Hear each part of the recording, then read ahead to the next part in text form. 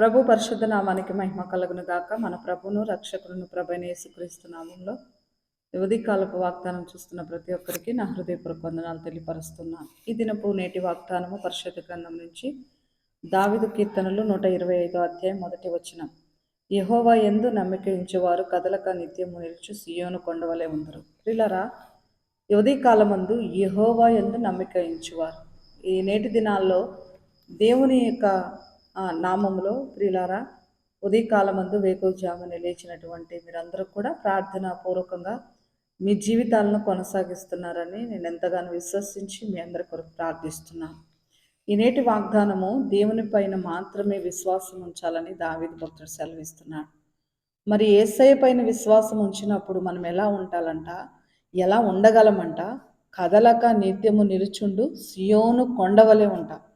ప్రియులారా, నేటి దినాల్లో మరి కదలని జీవితాలు ఎవరికైతే ఉన్నాయని మనం ఈ దినాల్లో ఆలోచన చేసినట్లయితే అందరి జీవితాలు కదిలింపబడుతున్నాయి. అంటే స్థిరమైన జీవితం లేదు, స్థిరమైన భక్తి లేదు, మరి స్థిరత్వం అనేటువంటిది లేదు నేటి దినాల్లో.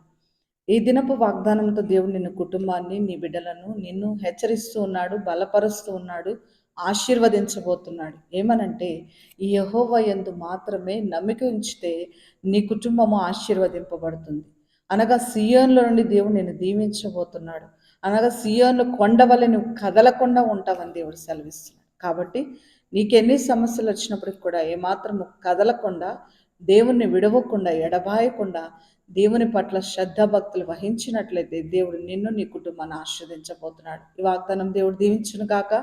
మహాగణుడవైన తండ్రి, మీకు వందనాలు. ఇది కాలమందు నీ ప్రియ బిడ్డలతో మీరు చేసిన వాగ్దానమును బట్టి, మీ శ్రేష్ఠకరమైన మాటలను బట్టి వందనాలు. నిజమే నాయన, మీ యందు నమ్మిక ఉంచిన వారు ప్రభా కదలక నిత్యము నిలుచుండు సియోను కొండవలె ఉంటారని సెలవిచ్చిన దేవా, మీకు అనేకమైన వందనములు.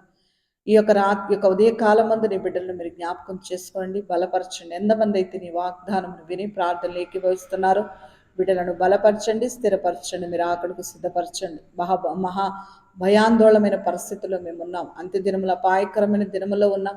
ప్రతి కుటుంబాన్ని బలపరచండి, ప్రతి బిడ్డని మీరు ఆకడకు సిద్ధపరచండి ప్రభా. ప్రతి బిడ్డను మీరు బలపరచండి ప్రభా. ఆధ్యాత్మికముగా అంచెలంచెలుగా మీరు దీవించండి. మహిమ, ఘనత, కీర్తి, ప్రభావాలు మీకు ఆరోపిస్తూ మా ప్రభును, మా రక్షకుడు, మీ ప్రియకుమారుడైన యేసు నామములో అడిగి వేడుకుంటున్నాం తండ్రి, ఆమెన్. ప్రభుకి మహిమ కలుగును గాక. దేవుడు మిమ్మల్ని దీవించి ఆశీర్వదించును గాక.